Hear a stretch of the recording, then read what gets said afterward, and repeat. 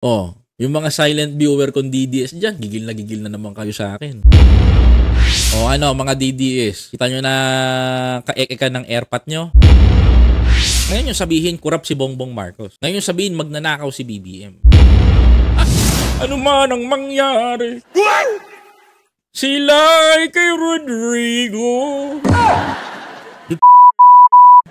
Magnanakaw ng pondo.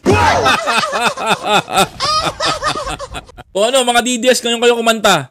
Pilipinas, Duterte, pati. Ay! Siya ang tumira ng pera namin hanggang sa 13,917. Ghost Project ng flood control pa rin. Ano? Pilipinas, pati. Pinaka kurap na presidente namin. Laban niya, iniwan ng butanding. Grabe, no? Imagine that, mga kababayan ko. Oh, yung mga silent viewer kong DDS dyan, gigil na naman kayo sa akin. Sabihin niya, ipipersilapid na kita! Ipipersilapid na kita! Hindi ka makakapanik sa kondo ko, di ako lumalabas, huwag ka mag-alala. O ano, mga DDS, kita nyo na kaek-ekan ng airpot nyo? Diba? Daming control, blood control pattern. Basta pera. Mga kababayan ko. Oh. Ngayon yung sabihin, kurap si Bongbong Marcos. Ngayon yung sabihin, magnanakaw si BBM. Dahil mga kababayan ko, ever since ang ginawa niya for the Filipino people.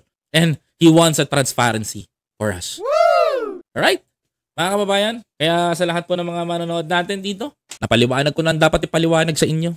Kaya sa lahat po, maraming salamat po. Bukas, agahan natin yung ating live streaming, mga kababayan, para di naman tayo talo. Alright? Di tayo, mas mahaba-haba yung chikahan natin, mga kapatid.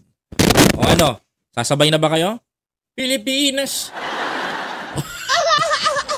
Hindi, kasi dapat ganyan, mga kababayan ko. Kaso ganyan na sila eh. Diba? Pilipinas! Bading! Na, salamat. Ang lakas ko talaga mambuli kahit kailan. Ano ba yan?